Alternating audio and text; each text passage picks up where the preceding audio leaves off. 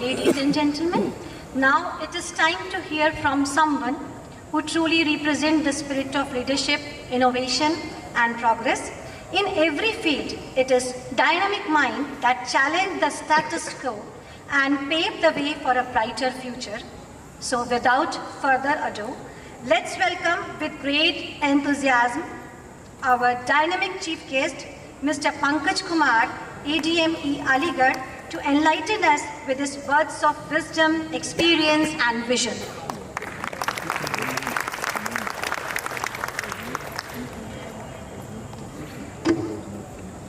Hello. Very good evening, all of you. Rehan साहब ने तो पहले ही पाबंदियां लगा दी हैं कि बच्चों की डिनर टेबल और बच्चों के बीच में शायद मैं ही बचा हूं। आज की इस शाम में हमारे डायरेक्टर ऑफ स्कूल्स, हमारे director general national institute of solar energy Rehan साहब, प्रिंसिपल साहब फैजल साहब और हमारे वाइस प्रिंसिपल साहब, इस कैंपस में उपस्थित हमारे इस स्कूल के एक्स टीचर्स रिस्पेक्टेड और हमारे करंट टीचर्स, स्कूल के प्यारे बच्चों, सबसे पहले मैं आप सभी लोगों को तहे दिल से सर सैयद साहब की बर्थ एनिवर्सरी की मुबारकबाद देता हूं। और मुझसे पहले बहुत से स्पीकर्स आए, उन्होंने बहुत ही डिटेल में सर सैयद साहब के बारे में बताया है कि कैसे इस स्कूल का फाउंडेशन हुआ, कैसे स्कूल आगे बढ़ा, कैसे उनका विज़न आगे बढ़ा और हमें कैसे और सारी चीज़ों को उनके द्वारा बताई गई चीज़ों को अडॉप्ट करना चाहिए और आगे बढ़ना चाहिए। बेसिकली इस स्कूल को जो कोई भी पेड़ होता है उस सबसे पहले सीड डाला जाता है अर्थ पे। तो जैसे कि आप सबने पहले भी बताया और सब लोग आप जानते भी कि 1875 में यहाँ पे एक स्कूल की स्थापना हुई, जिसको सैयद साहब ने ही यहाँ पर स्थापित किया। और इसके बाद वो धीरे धीरे इतना बड़ा हुआ कि वो आज एक बहुत बड़े पेड़ के रूप में, जैसा लीफी ट्री आपने कहा रेहान साहब, एक बरगद के पेड़ की तरह बहुत ही बड़ा विशालकाय हो गया है।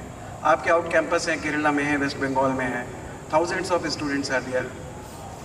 तो बहुत मतलब एक विशालकाय एक विश्वविद्यालय है, एक बिग ट्री है जो बहुत ही प्रेस्टिजियस है और जो रिनाउंड है not only in India but across the world. AMU Aligarh की पहचान एएमयू से है।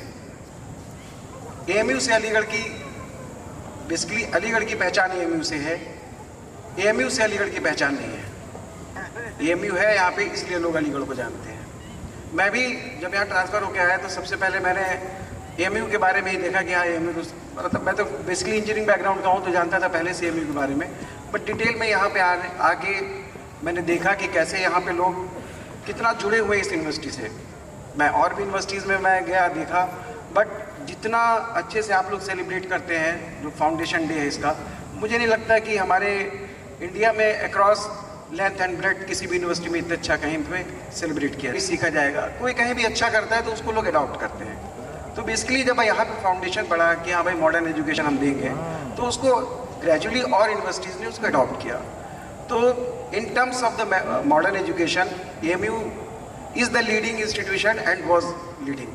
और इसके फाउंडिंग फादर हमारे जो मॉडर्न एजुकेशन के थे वो सर सैयद साहब थे। उन्होंने बेसिकली कंसेप्ट आप लोग जानते होंगे कैम्ब्रिज और ऑक्सफोर्ड यूनिवर्सिटी में, क्योंकि वो वहाँ पे गए पढ़ाई की बाहर, तो वहाँ से उन्होंने जो भी मॉडर्न टेक्निक की कैसे साइंस को हम लोग लाते हैं स्टडीज़ में, कैसे साइंटिफिक अप्रोच को लाते हैं, कैसे लॉजिक्स को लाते हैं, रीजंस को लाते हैं, और उन सब चीज़ों को लेते हुए उन्होंने यहाँ पर इनकलकेट किया लोगों में कि हाँ भाई हमारा भी करिकुलम होगा वो ऐसे होगा, इसमें हमें ऐसे ऐसे करना है, जिससे कि हम जो फ्रिक्वेंटली चेंजिंग मतलब जो फ्रिक्वेंटली चेंज हो रही हैं चीज़ें हमारे एनवायरनमेंट में, उसको हम अडॉप्ट कर सकें।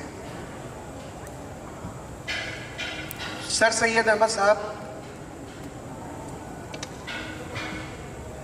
पे आगे बोलने से पहले उन्होंने बेसिकली ट्रेडिशन जो एजुकेशन है उससे मूव करके मॉडर्न एजुकेशन के बारे में बात की। तो पहले हमें समझना पड़ेगा ट्रेडिशन एजुकेशन क्या था, फिर मॉडर्न एजुकेशन क्या था।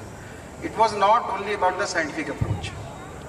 बेसिकली जो हमारा ट्रेडिशनल अप्रोच था वो मोनोलॉग टाइप था, उसमें वन वे कम्युनिकेशन था, टू वे नहीं था। स्टूडेंट्स पूछते नहीं थे ज़्यादा, पूछते थे तो उनको दबा दिया जाता था, डांट दिया जाता था। बेसिकली वो था क्या, उसमें टीचर सेंट्रिक थी। वो जो एजुकेशन सिस्टम था वो that was teacher centric. But जब हम मूव किए मॉडर्न एजुकेशन की तरफ तो वो क्या था हमारा, स्टूडेंट सेंट्रिक। वहाँ पर ग्रुप डिस्कशन थे, इन्वॉल्वमेंट ऑफ द स्टूडेंट था, ठीक है, लर्निंग बाय डूइंग था, ये सब चीज़ें हैं। इससे क्या है कि लर्निंग हमारी बहुत फास्ट हुई और चीज़ों को हमने बहुत जल्दी अडॉप्ट किया। इससे क्या हुआ कि हम जो अदर हमारे कॉम्पिटिटिव कंट्रीज़ हैं या फिर विद इन कंट्री लोग हैं, उनसे हम कॉम्पिटिट कर सकें और उनसे आगे बढ़ सकें। मॉडर्न एजुकेशन आई, बहुत अच्छी बात। मॉडर्न एजुकेशन के साथ आप लोग भी जानते हैं, कोई भी चीज़ आती है तो अच्छाइयाँ लाती है, साथ में कुछ बुराइयाँ भी लाती है। रेहान साहब ने और डायरेक्टर ऑफ स्कूल एजुकेशन आपने भी इस पॉइंट को उठाया कि अगर हम जैसे साइंस को पढ़ रहे हैं तो साइंस की कुछ खूबियाँ भी हैं और उसकी कुछ बुराइयाँ भी हैं। उसका मैं छोटा सा एग्जांपल दूंगा। जैसे अगर आप दोनों फेमस पर्सनालिटीज़ के नाम मैं ले रहा हूँ, एक हमारे अभी फोटो दिखाया गया था अब्दुल कलाम साहब का, APJ अब्दुल कलाम साहब का, अभी जो एक सॉन्ग हो रहा था उसमें आया था। तो basically he was aeronautical engineering, space technology में और एरोनॉटिक्स में थे वो।